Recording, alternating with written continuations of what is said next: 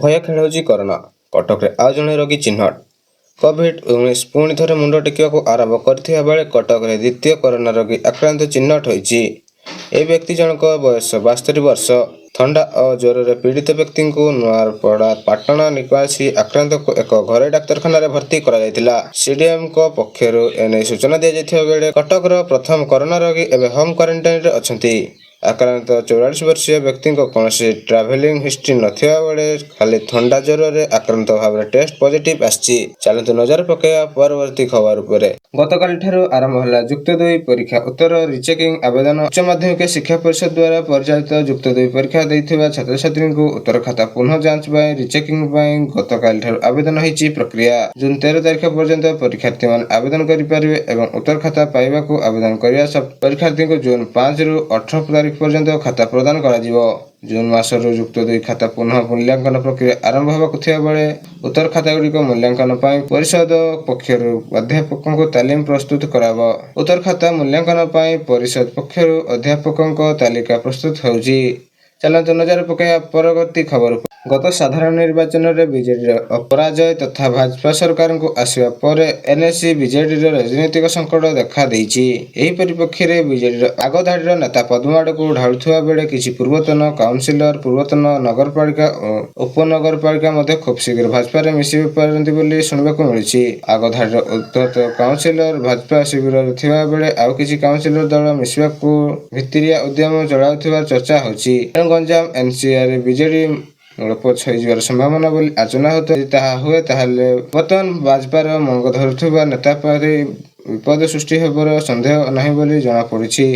ରାଜନୈତିକ ସମୀକ୍ଷା ନିଜ ନାମରେ ଗୋପନରେ ରଖି ସୂଚନା ଦେଉଛନ୍ତି ବୋଲି ମଧ୍ୟ ସୂଚନା ଆସିଛି। ଚାଲନ୍ତୁ ନଜର ପକାଇବା ପରବର୍ତ୍ତୀ ଖବର ଉପରେ। ଏଥର ରଥଯାତ୍ରା ପାଇଁ ପୁରୀରୁ ଗଡ଼ିବ 1000 ବସ୍। ଚଳିତ ବର୍ଷର ରଥଯାତ୍ରା ପାଇଁ ପୂର୍ବରୁ ପ୍ରାୟ 1000 ଘରୋଇ ବସ୍ ଗଡ଼ିବ ବୋଲି ରାଜ୍ୟ ପରିବହନ କମିଶନ ସୂଚନା ଦେଇଛନ୍ତି। ଘରୋଇ ବସ୍ ମାଲିକ ସଂଘ ସହ ଏକ ବୈଠକ ପରେ ଏହି ନିଷ୍ପତ୍ତି ନିଆଯାଇଛି, ଯେଉଁଥିରେ ଶ୍ରୀ ଜଗନ୍ନାଥଙ୍କ ରଥଯାତ୍ରାକୁ ଆସୁଥିବା ଲକ୍ଷାଧିକ ଶ୍ରଦ୍ଧାଳୁଙ୍କ ସୁବିଧା ପାଇଁ ବିଭିନ୍ନ ବ୍ୟବସ୍ଥା ସମ୍ପର୍କରେ ଆଲୋଚନା ହୋଇଛି। ପରିବହନ କମିଶନରଙ୍କ ଅନୁଯାୟୀ ପୁରୀର ତଳବଣିଆ ଏବଂ ମାଳିତି ପାଟଣାପୁର ବସ୍ ପାର୍କ ପାଇଁ ସ୍ଥାନ ନିର୍ଦ୍ଧାରିତ କରାଯାଇଥିବା ବେଳେ ଏହି ପାର୍କ ସ୍ଥଳକୁ ଶ୍ରଦ୍ଧାଳୁଙ୍କୁ ରଥଯାତ୍ରା ଦେଖିବା ପାଇଁ ବ୍ୟାଟେରୀ ଚାଳିତ ଗାଡ଼ି ଯୋଗାଇ ଦିଆଯିବ ଏବଂ ଏହା ଦ୍ୱାରା ଶ୍ରଦ୍ଧାଳୁଙ୍କ ପାଇଁ ସୁବିଧାଜନକ ଓ ପରିବେଶ ଅନୁକୂଳ ଯାତାୟାତ ସୁନିଶ୍ଚିତ କରିବ। ଏହା ସହିତ ଘରୋଇ ବସ୍ ମାଲିକଙ୍କୁ ଧାର୍ଯ୍ୟ ଭଡ଼ା ଦ୍ୱାରା ଅଧିକ ନେବାକୁ କଡ଼ା ଭାବରେ ବାରଣ କରାଯାଇଥିବା ବେଳେ ପରବର୍ତ୍ତୀ ବିଭାଗର ଏହି ନିୟମ କଡ଼ା ପାଳନ ପାଇଁ ତଦାରଖ କରିବ ବୋଲି ଜଣାପଡ଼ିଛି। ଏହି ବ୍ୟବସ୍ଥା ଶ୍ରଦ୍ଧାଳୁଙ୍କୁ ଅଯଥା ଆର୍ଥିକ ଶୋଷଣରୁ ରକ୍ଷା କରିବ ଏବଂ ସୁଗମ ଯାତ୍ରା ନିଶ୍ଚିତ କରିବ। ଘରୋଇ ବସ୍ ମାଲିକ ସଂଘ ଜଣେ ପ୍ରତିନିଧି କହିଛନ୍ତି ଯେ ଆମେ ସରକାରଙ୍କ ସହ ସମ୍ପୂର୍ଣ୍ଣ ସହଯୋଗ କରିଛୁ। ରଥଯାତ୍ରା ସମୟରେ ଶ୍ରଦ୍ଧାଳୁଙ୍କୁ ଅସୁବିଧା ଆମେ ଆମର ସମ୍ପୂର୍ଣ୍ଣ ସାମର୍ଥ୍ୟ ଲଗାଇବୁ। ପୁରୀ ରଥଯାତ୍ରା ପ୍ରତିବର୍ଷ ଲକ୍ଷାଧିକ ଶ୍ରଦ୍ଧାଳୁଙ୍କୁ ଆକର୍ଷିତ କରେ ଏବଂ ଏହି ବର୍ଷ ମଧ୍ୟ ଏହି ବିଶାଳ ଜନସମାଗମ ଅପେକ୍ଷା କରାଯାଇଛି। ଏହି ବ୍ୟକ୍ତି ଶ୍ରଦ୍ଧାଳୁଙ୍କ ଯାତ୍ରାକୁ ସୁରୁଖୁରୁ ଏବଂ ସୁବିଧାଜନକ କରିବା ସହ ପୁରୀରେ ପରିବହନ ବ୍ୟବସ୍ଥାକୁ ଆହୁରି ସୁଦୃଢ଼ କରିବ ବୋଲି ଆଶା କରିଛୁ। ଚାଲନ୍ତୁ ନଜର ପକାଇବା ପରବର୍ତ୍ତୀ ଖବର ପରେ। ମୁଖ୍ୟମନ୍ତ୍ରୀଙ୍କ ବଡ଼ ନିଷ୍ପତ୍ତି ବା ମୁଖ୍ୟମନ୍ତ୍ରୀଙ୍କ ବଡ଼ ନିର୍ଦ୍ଦେଶ। ଏହି ସ୍ଥାନରେ ବିକ୍ରି ହୋଇପାରିବନି ଆମିଷ। ଅଯୋଧ୍ୟାରେ ମାଂସ ଏବଂ ମଦମୁକ୍ତ କରିବାକୁ ପ୍ରସ୍ତୁତି ଚାଲିଥିବା ବେଳେ ଉତ୍ତରପ୍ରଦେଶ ସରକାର ଅଯୋଧ୍ୟାରେ ଗମନାଗମନ ପବିତ୍ରତା ବଜାୟ ରଖିବା ପାଇଁ ଲକ୍ଷ୍ୟରେ ପ୍ରଶାସନ ଏଭଳି ନିଷ୍ପତ୍ତି ନେଇଛି। ରାମପଥ, ଧର୍ମପଥ, 14କୋଶୀ ଏବଂ ପଞ୍ଚକୋଶୀ ପରିକ୍ରମା ରୁଟ୍ରେ ନିରାମିଷ ଖାଦ୍ୟ ସାମଗ୍ରୀର ବିକ୍ରୟକୁ ସମ୍ପୂର୍ଣ୍ଣ ରୂପେ ନିଷେଧ କରାଯାଇଥିବା ବେଳେ ଅନେକ ଖାଦ୍ୟ ସୁରକ୍ଷା ବିଭାଗ ପକ୍ଷରୁ କଡ଼ା କାର୍ଯ୍ୟାନୁଷ୍ଠାନ ଆରମ୍ଭ କରାଯାଇଛି।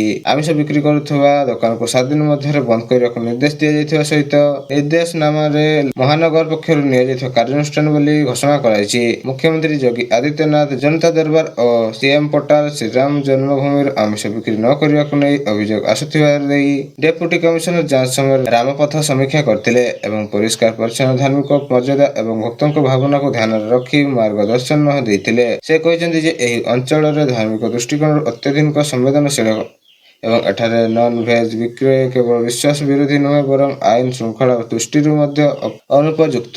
ଚାଲନ୍ତୁ ନଜର ପକାଇବା ପରବର୍ତ୍ତୀ ଖବର ଉପରେ। ଦାଉ ସାଧୁଛି ଅଦିନିଆ ବର୍ଷା, ବିଲରେ ଗଜା ହେଉଛି ପାଚିଲା ଧାନ। ଭଡ଼ା ତିରିପାଲ ଭରସାରେ ଚାଷୀ। କଳାହାଣ୍ଡି ଜିଲ୍ଲା କଲାମୁଣ୍ଡା ବ୍ଲକ ଅଞ୍ଚଳରେ ଗତ 25 ତାରିଖ ଠାରୁ ରବି ଧାନ ପାଇଁ ମଣ୍ଡି ଖୋଲିଛି। ଏହାର କିଛି ଦିନ ପରେ ଜିଲ୍ଲା ଲଘୁଚାପ ଜନିତ ବର୍ଷା ଲାଗି ରହିଥିବା ବେଳେ ଏହା ଯୋଗୁଁ ଲୋକଙ୍କ ପାଚିଲା ଧାନ ଅମଳ କରିବାକୁ ପାରୁନାହାନ୍ତି। ଏପରିକି ଯାହାର ଅମଳ ହୋଇଛି ତାକୁ ମଧ୍ୟ ବିକ୍ରି କରିବାକୁ ପାରୁନାହାନ୍ତି। ବର୍ଷା ପାଇଁ ଧାନ ମଣ୍ଡିରେ ଏକ ପ୍ରକାର ଠପ୍ ହୋଇଯାଇଥିବା ବେଳେ କେତେକ ସ୍ଥାନରେ ପବନ ସାଙ୍ଗକୁ ଘଡ଼ଘଡ଼ି ବର୍ଷା ଯୋଗୁଁ ପାଚିଲା ଧାନ କେଣ୍ଡା ଜମିରେ ପଡ଼ିଯାଇ ନଷ୍ଟ ହେବାକୁ ସହିତ ଗଜା ହୋଇଯାଇଛି। ଏପଟେ ଶ୍ରମିକ ମିଳୁନଥିବା ବେଳେ ମେସିନ୍ ଧାନରେ କାଟିବାକୁ ସମ୍ଭବ ହେଉନାହିଁ। ଅଞ୍ଚଳରେ 60% ଧାନ ଅମଳ ହୋଇଥିବା ବେଳେ କଲାମୁଣ୍ଡା କୃଷି ବିଭାଗ ଆକଳନ କରିଛି। କଟାଯାଇଥିବା ଧାନ ଗଚ୍ଛିତ ରଖିବା ପାଇଁ ପଲିଥିନ୍ ଭରସା ପାଲଟିଥିବା ବେଳେ ଅଞ୍ଚଳରେ ତେରସିଂ ପୌରାଲ ଜୋରାଡ୍ରାବର ରିଞ୍ଜାସ ମଲାପଡ଼ା ଖର୍ଜିପୁର ବୁଢ଼ୀପଦର ବିନ୍ଦାଣୀ ପୁଟିଲା ଗାଁ ଭଳି ଅଞ୍ଚଳରେ ଲଘୁଚାପ ଜନିତ ଲଗାଣ ବର୍ଷା ଯୋଗୁଁ ଧାନ କାଟିଥିବା ଚାଷୀଙ୍କ ଜମିରେ ସରି ପଡ଼ିଛି ଏବଂ ନଷ୍ଟ ହେବା ସହିତ ଗଜା ହୋଇଯାଇଛି ବୋଲି ଦେଖାଦେଇଛି। କେତେକ ଅଞ୍ଚଳରେ 10% ମଧ୍ୟ ଧାନ କ୍ରୟ ହୋଇନଥିବା ଜଣାପଡ଼ିଥିବା ବେଳେ ଅଞ୍ଚଳର କିଛି ସ୍ଥାନରେ ଧାନ ମଣ୍ଡି ଖୋଲା ଆକାଶରେ ତଳେ ପଡ଼ିଛି। ଏଭଳି ସମୟରେ ଅସାଧୁ ବ୍ୟବସାୟୀ ସକ୍ରିୟ ହୋଇ ଉଠିଥିବା ବେଳେ ଗାଁକୁ ଗାଁ ଯାଇ କମ୍ ମୂଲ୍ୟରେ ଧାନ ସଂଗ୍ରହ କରିବାକୁ ଲାଗୁଛନ୍ତି। ଗଚ୍ଛିତ ରଖିବା ପାଇଁ ସ୍ଥାନ ଅଭାବରୁ ଚାଷୀମାନେ କମ୍ ମୂଲ୍ୟରେ ମଧ୍ୟ ବିକ୍ରି କରିଦେଉଛନ୍ତି। ଆଗାମୀ 2 ଦିନ ମଧ୍ୟରେ ଏପରି ଲଗାଣ ବର୍ଷା ଲାଗି ରହିଲେ ବିପୁଳ କ୍ଷୟକ୍ଷତି ସମ୍ଭାବନା ବୋଲି ସୂଚନା ଆସିଛି।